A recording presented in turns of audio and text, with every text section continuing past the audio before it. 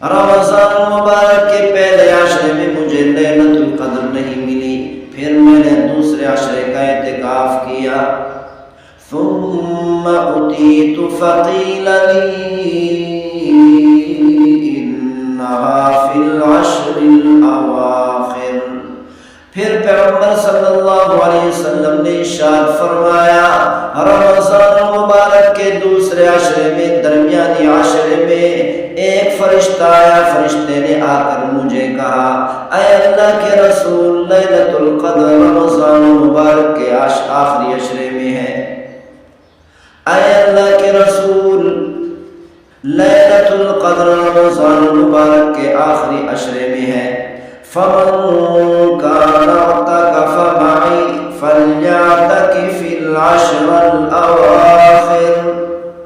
پھر پیغمبر صلی اللہ علیہ وسلم نے صحابہ اکرام کو خطاب کرتے ہوئے ارشاد فرمایا او میرے صحابہ، تم میں سے جس نے میرے ساتھ پہلے عشرے میں اعتکاف کیا، دوسرے عشرے میں اعتکاف کیا، ان کو چاہیے کہ رمضان مبارک کے آخری عشرے کا بھی میرے ساتھ اعتکاف کریں. فقد أريت هذه الليلة. پیغمبر صلی اللہ علیہ وسلم نے ارشاد فرمایا رمضان مبارک کے دوسرے اور درمیانی عشرے میں مجھے لیلۃ القدر دکھائی گئی. اللہ تعالیٰ نے مجھے بتا دیا کہ فلاں لیلۃ القدر ہے. ثم أنسيتها. پہلے اللہ تعالیٰ نے مجھے بتا دیا اس کی تعین کیا ہے کہ کون سی رات لیلۃ القدر ہے، پھر اللہ تعالیٰ نے مجھ سے اس کو بھلوا دیا. پھر اللہ تعالیٰ نے لیلۃ القدر کی تعین کو میرے ذہن سے نکلوا دیا. الحمدللہ الحمدللہ وکفی والصلاة والسلام علی عبادہ الذین اصطفی خصوصا علی سید الرسل محمد المصطفی وعلى آله المجتبى وعلى أصحابه الأتقياء والأصفياء.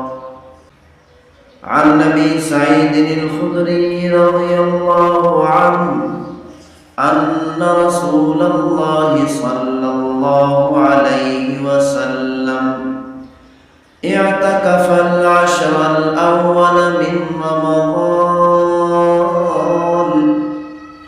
حضرت ابو سعید رضی اللہ تعالی عنہ سے روایت ہے کہ رسول اللہ صلی اللہ علیہ وسلم نے رمضان مبارک کے مہینے کے پہلے عشرے کا اعتکاف فرمایا. ثم اعتكف العشر الأوسط في قبة تركية. پھر پیغمبر صلی اللہ علیہ وسلم نے ترکی خیمے میں رمضان مبارک کے دوسرے عشرے میں اعتکاف فرمایا. ثم طلع رأسه. پھر پیغمبر صلی اللہ علیہ وسلم نے اپنے خیمے سے سر مبارک نکال کر فَكَلَّمَ النَّاسَ فَدَنَوْا مِنْهُ. پھر پیغمبر صلی اللہ علیہ وسلم نے لوگوں سے صحابہ اکرام سے کلام فرمایا. پھر صحابہ اکرام رضوان اللہ علیہم اجمعین پیغمبر صلی اللہ علیہ وسلم کے قریب ہو گئے. فَقَالَ إِنِّي أَعْتَكِفُ الْعَشْرَ الْأَوَّلَ التمس هذه الليلة. پھر پیغمبر صلی اللہ علیہ وسلم نے صحابہ اکرام کو خطاب کرتے ہوئے فرمایا کہ میں نے رمضان مبارک کے پہلے عشرے میں اعتکاف کیا تاکہ لیلۃ القدر کو تلاش کر سکوں. ثم اعتكف العشر الأوسط. رمضان مبارک کے پہلے عشرے میں مجھے لیلۃ القدر نہیں ملی، پھر میں نے دوسرے عشرے کا اعتکاف کیا. ثم أتيت فقيل لي إنها في العشر الأواخر. پھر پیغمبر صلی اللہ علیہ وسلم نے ارشاد فرمایا رمضان المبارک کے دوسرے عشرے میں درمیانی عشرے میں ایک فرشتہ آیا. فرشتے نے آ کر مجھے کہا اے اللہ کے رسول لیلۃ القدر رمضان المبارک کے آخری عشرے میں ہے. اے اللہ کے رسول لیلۃ القدر رمضان المبارک کے آخری عشرے میں ہے. فمن كان اعتكف معي فليعتكف العشر الأواخر. پھر پیغمبر صلی اللہ علیہ وسلم نے صحابہ کرام کو خطاب کرتے ہوئے ارشاد فرمایا او میرے صحابہ تم میں سے جس نے میرے ساتھ پہلے عشرے میں اعتکاف کیا دوسرے عشرے میں اعتکاف کیا ان کو چاہیے کہ رمضان مبارک کے آخری عشرے کا بھی میرے ساتھ اعتکاف کرے. فقد أريت هذه الليلة. پیغمبر صلی اللہ علیہ وسلم نے ارشاد فرمایا رمضان مبارک کے دوسرے اور درمیانی عشرے میں مجھے لیلۃ القدر دکھائی گئی. اللہ تعالیٰ نے مجھے بتا دیا کہ فلاں لیلۃ القدر ہے. ثم انسیتها. پہلے اللہ تعالیٰ نے مجھے بتا دیا اس کی تعین کیا ہے کہ کون سی رات لیلۃ القدر ہے. پھر اللہ تعالیٰ نے مجھ سے اس کو بھلوا دیا. پھر اللہ تعالیٰ نے لیلۃ القدر کی تعین کو میرے ذہن سے نکلوا دیا.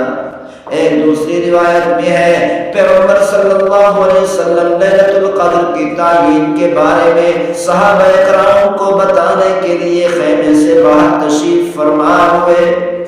باہر آ کر کیا دیکھتے ہیں کہ دو مسلمان آپس میں جھگڑا کر رہے ہیں لڑائی کر رہے ہیں.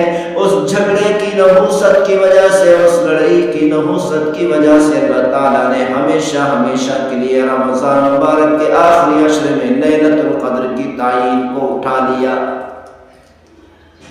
مسلمانوں کا آپس میں جھگڑا کرنا مسلمانوں کا آپس میں لڑائی کرنا اختلاف کرنا اتنی بڑی نحوست ہے اتنا بڑا گناہ ہے کہ اللہ تعالیٰ نے اس نحوست کی وجہ سے اس جھگڑے کی نحوست کی وجہ سے مسلمانوں کے آپس میں لڑائی کی نحوست کی وجہ سے قیامت تک آنے والی امت کو اتنی بڑی خیر اور برکات سے محروم کر دیا.